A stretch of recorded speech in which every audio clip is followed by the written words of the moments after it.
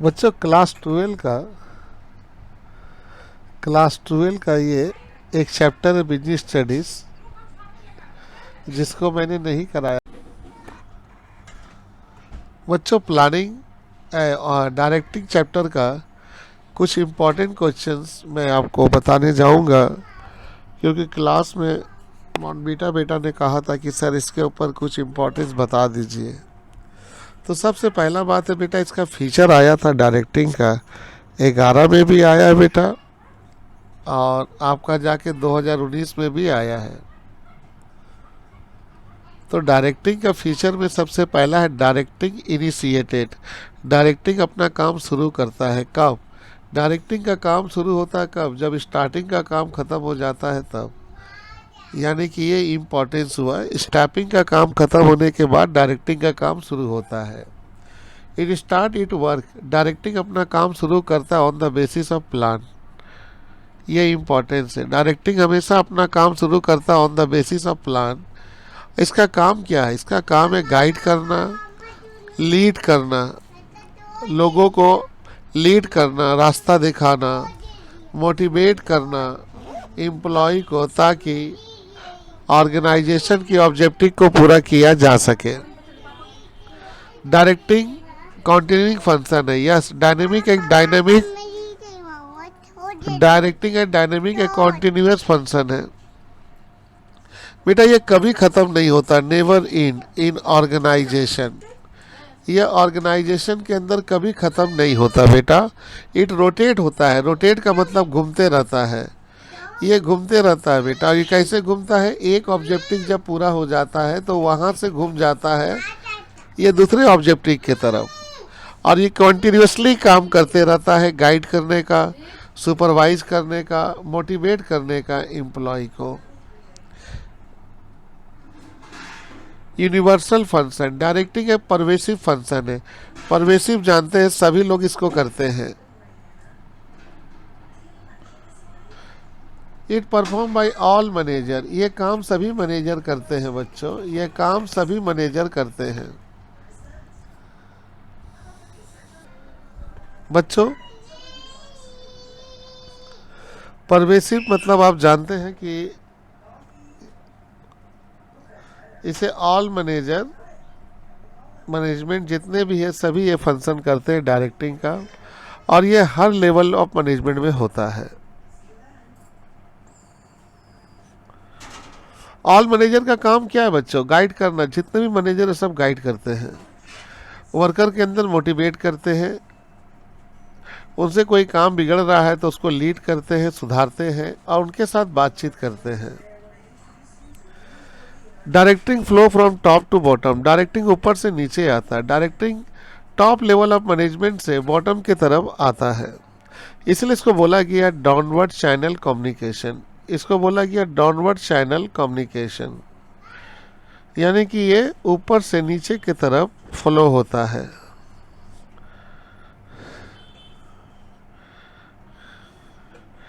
Human element, directing establish the relation. बेटा directing जो है ये रिलेशन पैदा करता है दो लोगों के बीच में, पीपल्स और उसके काम और लोगों के बीच एक रिलेशन पैदा करता है ऑर्गेनाइजेशन में। ये कोऑपरेशन करता है बेटा, सहयोग करता है और कोऑर्डिनेशन करता है, ताल से ताल मिलाता है among the member of the organisation.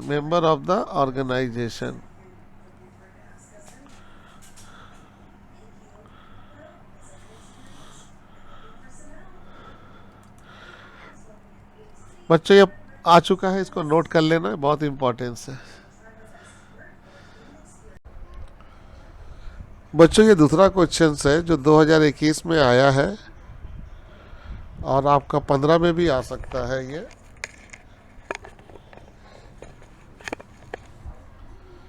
15 में भी आया है बच्चों। ये क्वेश्चन बहुत इंपॉर्टेंस है, और वो है इम्पोर्टेंस ऑफ डायरेक्टिंग। बच्चों इम्पोर्टेंस जो डायरेक्टिंग का वो पहला जो है वो है डायरेक्टिंग इनिशिएट एक्शन। यानी कि डायरेक्टिंग में सबसे पहले एक्शन का काम शुरू होता है। Directing is a managerial function. ये बात याद रखना, डायरेक्टिंग का काम मैनेजर लोग करते हैं और कोई नहीं करता है। डायरेक्शन का काम मैनेजर लोग करते हैं। It help the manager, directing manager को मदद करता है टू सुपरवाइज, वर्कर को सुपरवाइज करने में, वर्कर से बात करने में, उसको सही रास्ता दिखाने में, उसको गाइड करने में, उसको मोटिवेट करने में। ये सभी सबऑर्डिनेट को किया जाता है ताकि ऑर्गेनाइजेशनल ऑब्जेक्टिव को पूरा किया जा सके।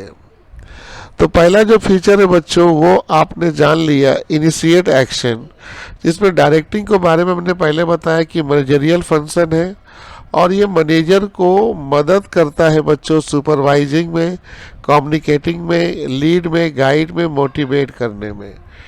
और ये मोटिवेट किसको करते हैं? वर्कर लोग को, सबऑर्डिनेट को। इन लोग को ये मोटिवेट करते हैं और ऑब्जेक्टिव को पूरा करते हैं। इसके बाद है प्रॉपर गाइडेंस और इंफॉर्मेशन। डायरेक्टिंग का मतलब होता है गाइड, लीड करना, रास्ता दिखाना, सुपरवाइज करना, मोटिवेट करना और कम्युनिकेट करना, सही तरीके से बातचीत करना। किसको? सबऑर्डिनेट को।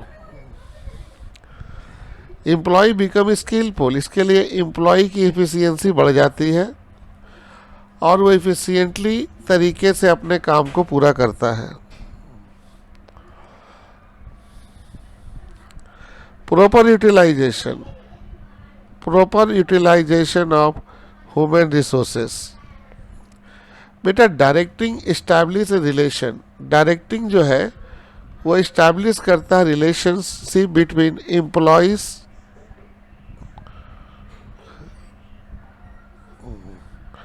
और वर्क के बीच में। बहुत इंपॉर्टेंट चीज़ है। डायरेक्टिंग जो है वो इस्टेब्लिश करता है, रिलेशन पैदा करता है एम्प्लॉय और वर्कर के बीच में, ऑर्गेनाइजेशन में।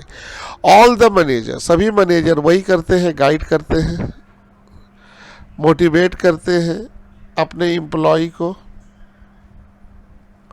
और जो बच्चे काम को पूरा करता है इफिशिएंटली और इफेक्टिवली।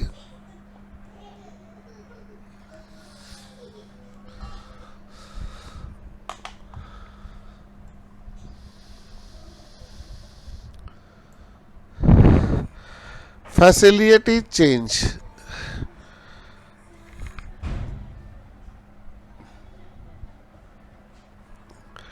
आप जानते हैं generally the employ hesitate in accepting the change.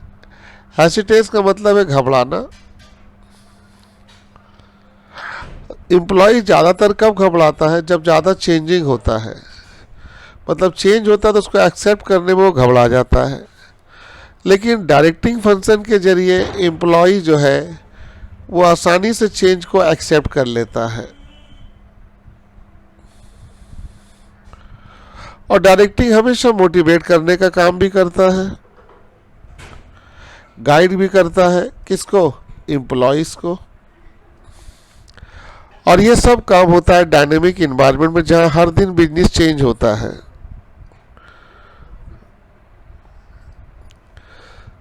तो वर्कर बच्चों, अक्सर वर्कर चेंज को एक्सेप्ट करने में घबराते हैं, लेकिन डायरेक्टिंग के जरिए वो आसानी से चेंज को एक्सेप्ट कर लेते हैं, क्योंकि डायरेक्टिंग उनको मोटिवेट जो करता है, इसीलिए।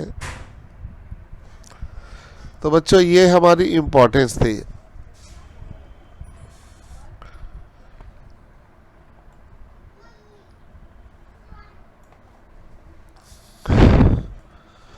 अब हम लोग के सामने है क्वेश्चन नंबर 3, और वो है सुपरविजन किसे कहते हैं और उसकी फंक्शन बताओ या इम्पोर्टेंस बताओ। बेटा ये बहुत बार एग्जाम में आया है। सुपरविजन का मतलब होता है बच्चों डायरेक्ट करना, गाइडेंस और कंट्रोल करना सबऑर्डिनेट को।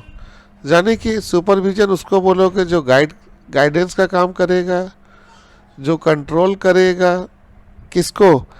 वर्कर के ग्रुप को, सबऑर्डिनेट को,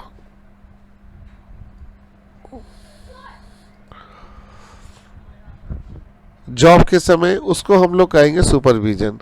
सुपरविजन का इम्पोर्टेंस क्या है? वह है पहला, प्लानिंग एट वर्क।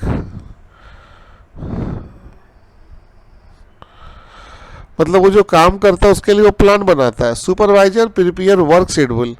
सबसे पहले सुपरवाइजर क्या तैयार करता है बच्चों? Work schedule. काम करने का लिस्ट तैयार करता है कि कैसे काम करना है, उसका एक लिस्ट तैयार करता है। और ये लिस्ट जो तैयार करता है बच्चों वो प्लान के बेस पे करता है।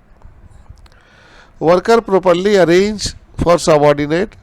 वर्क और काम को बहुत अच्छे तरीके से अरेंज करता है ताकि वर्कर लोग उस काम को आप आसानी से कर सके। इट हेल्प द एम्प्लॉय, और ये इस तरीके से एम्प्लॉय को बहुत मदद मिलती है और वो इस काम को इफ़िशिएंटली और इफ़ेक्टिवली कंप्लीट कर देता है।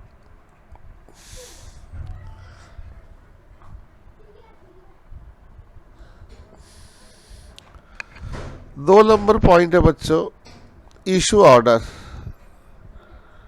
ऑर्डर देना। सुपरवाइजर हमेशा ऑर्डर और इंस्ट्रक्शन देते हैं वर्कर को। सुपरवाइजर हमेशा ऑर्डर देते, इंस्ट्रक्शन देते वर्कर को कि वो अचीव करे गोल को। जो टारगेट दिया गया उस टारगेट को पूरा करे। लेकिन अगर सुपरविजन ना हो तो subordinate not understand his duty properly. बात सही है, अगर बेटा सुपरविजन ना हो तो बच्चे जितने भी वर्कर है वो आसानी से नहीं समझ पाते कि उनको क्या करना है, उनकी ड्यूटी क्या है, वो भूल जाते हैं। तीसरा नंबर पॉइंट है प्रोवाइडिंग गाइडेंस एंड लीडरशिप।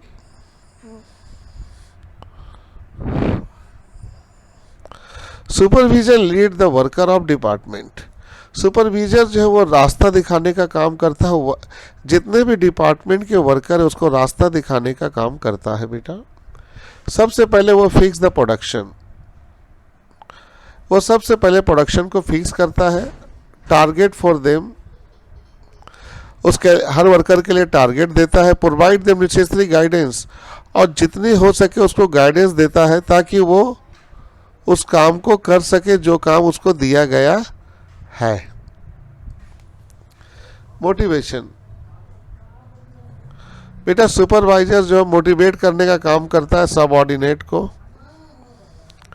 और मोटिवेट वो दो तरीके से करता है, फाइनेंशियल और नॉन फाइनेंशियल इंसेंटिव। फाइनेंशियल और नॉन फाइनेंशियल इंसेंटिव।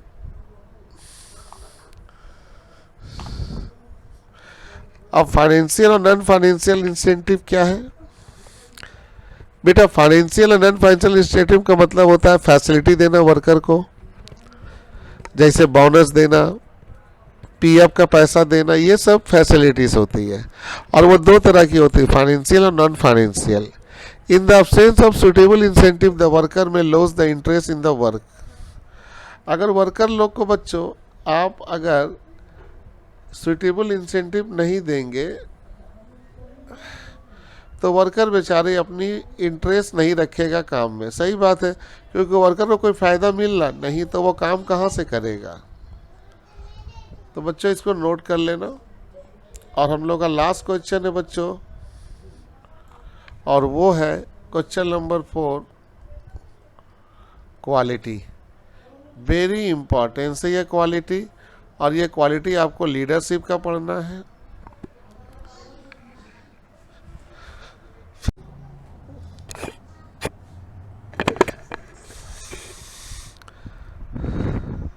पहला क्वालिटी है फिजिकल। फिजिकल क्वालिटी में आपको हाइट देखने को मिलेगा। उसका हाइट अच्छा होना चाहिए, उसका वेट ज़्यादा नहीं, नॉर्मल होना चाहिए, हेल्थ अच्छा होना चाहिए, और लुक ऑफ पर्सन, देखने में अच्छा लगते वो होना चाहिए। Look of person attract an individual.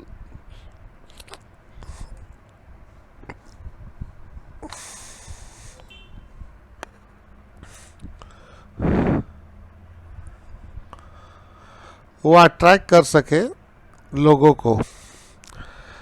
Healthy होना जरूरी है उसके लिए। स्मार्ट लीडर, हेल्थी और स्मार्ट लीडर हमेशा वर्क बहुत ज़्यादा करता है और दूसरों को भी इंडोर्स करता है, दूसरों के अंदर भी ख्वाहिश पैदा करता है कि वो हार खाट करे, कठिन से कठिन काम करे। Judgement skill, a good leader should be able to examine the problem. एक अच्छा लीडर वही है जो प्रॉब्लम को अच्छे से एग्जामिन करे, प्रॉब्लम को चेक करे, राइट पर्सपेक्टिव से, सही तरीके से उसको चेक करे, उसको his judgement and decision making the ability. वो जो जजमेंट लेगा और डिसीजन लेगा वो उसके अंदर ये क्वालिटी पैदा करेगा कि वो दूसरों से अच्छा है और ये सभी सुपेरियर बनाता है उसको दूसरों से। कम्युनिकेशन स्किल, एक गुड लीडर को हमेशा कम्युनिकेट होना चाहिए, लोगों से अच्छे तरीके से बात करना चाहिए। He must be communicated with the employees, उसको एम्प्लॉइज के साथ अच्छे से बात करना चाहिए।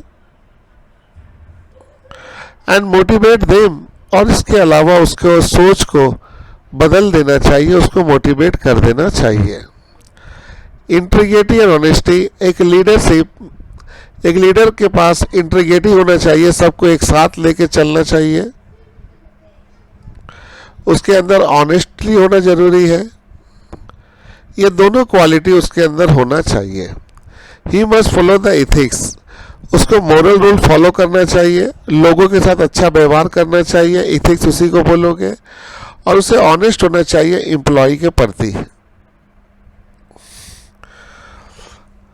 उसके बाद है बच्चों लिसनिंग स्किल।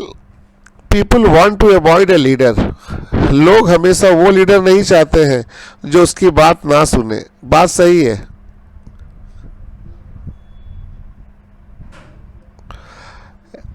मतलब लोग कौन से लीडर को अवॉइड करते हैं पहले ये बताओ। उस लीडर को अवॉइड करते हैं जो लोगों की बात को नहीं सुनता है। इसलिए गुड लीडर को हमेशा listen to the others people problem, दूसरे की प्रॉब्लम को सुनना चाहिए। अब आते हैं बच्चों हम लोग छोटे सवालों में। अब यहां से हम लोग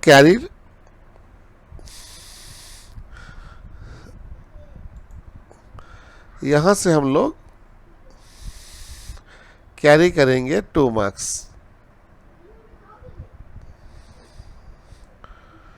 कैरी 2 मार्क्स और 1 मार्क।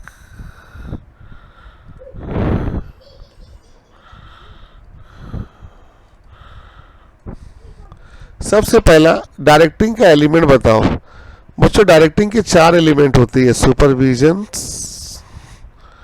मोटिवेशंस, लीडरशिप और कम्युनिकेशन। ये 4 चीज होती है, उनकी इंपॉर्टेंस है, 4 एलिमेंट होती है। कभी एलिमेंट अगर बड़ा आ जाए तो उसके अंदर 4 पॉइंट देना। सुपरविजन्स, लोगों को गाइड करना, मोटिवेट करना, उनके अंदर ख्वाहिश पैदा करना, अच्छा लीडरशिप, एक अच्छा रास्ता दिखाए, और कम्युनिकेशन। ये 4 चीज होती है। Give 2 example of financing activities.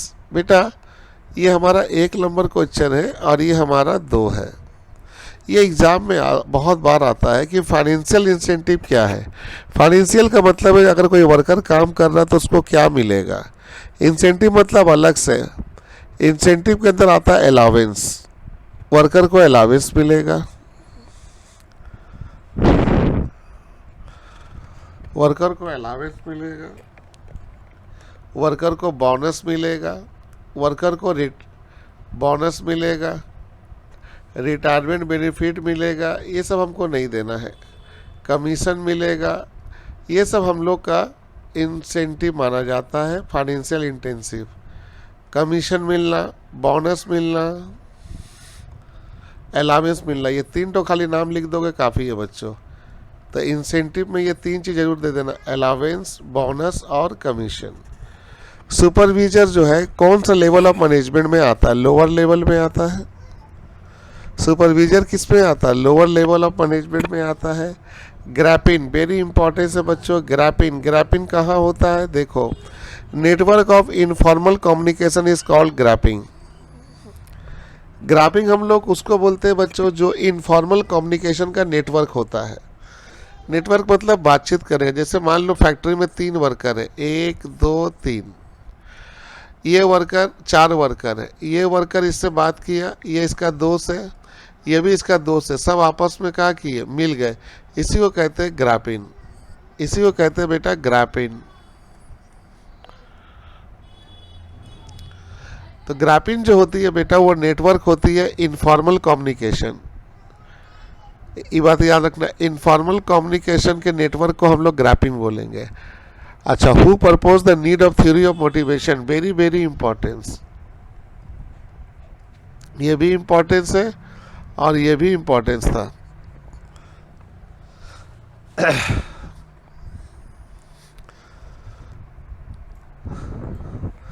बच्चों किसने नीड थ्योरी ऑफ मोटिवेशन के बारे में बताया था? Abraham Maslow.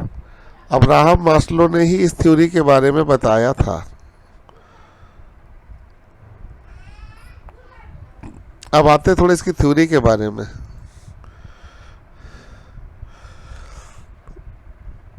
ठीक, इस थ्योरी की जरूरत नहीं है। अब्राहम मास्लो ने इसकी थ्योरी के बारे में बताया था। Give 2 example of non financial incentive. अभी उससे पहले हम लोग सीखे थे फाइनेंशियल इंसेंटिव, अभी है non financial incentive. Non financial incentive के अंदर क्या क्या आता है? आपका स्टेटस आता है,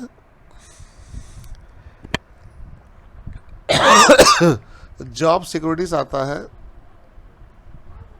जॉब सिक्योरिटीज आता है, आपका कैरियर आता है, एडवांस अपॉर्चुनिटी आता है। ये सब आपका नॉन इंसेंटिव है बच्चों, इसको याद रखना, कॉपी में लिख लेना, very very importance.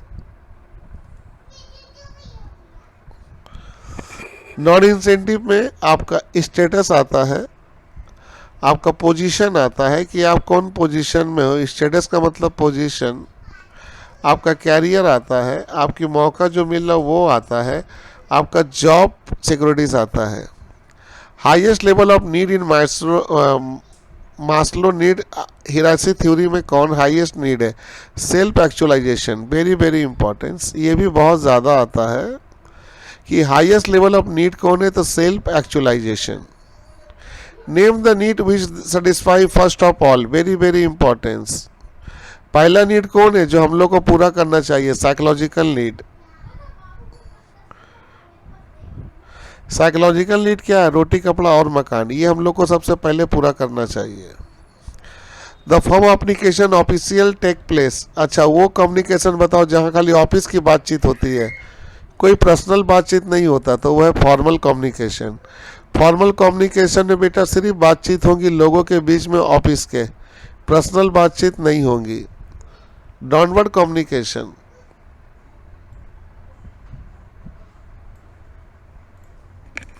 Downward communication का मतलब होता है कम्युनिकेशन जो है ये हायर से लोअर लेवल में जाएगा। हायर से कहाँ जाएगा? लोअर लेवल में। यानी कि बातचीत जो हो रहा है, बातचीत जो हो रहा है वो टॉप लेवल से लेकर कहाँ तक हो रहा है? लोअर लेवल तक। यानी कि बातचीत का जरिया ऊपर से नीचे की तरफ आ रहा, तो उसे डाउनवर्ड कहेंगे। और अपवर्ड क्या होगा? अपवर्ड चैनल होगा, लोअर से कहाँ जाएंगे? टॉप में। देखो यहाँ देखो दिया हुआ, अपवर्ड कम्युनिकेशन में इंफॉर्मेशन या कम्युनिकेशन जो है वो जाएगा सब ऑर्डिनेट से कहाँ पर? हायर के पास। यानी कि यहाँ पर लो लेवल से जाएगा हायर अथॉरिटी के पास। ऑटो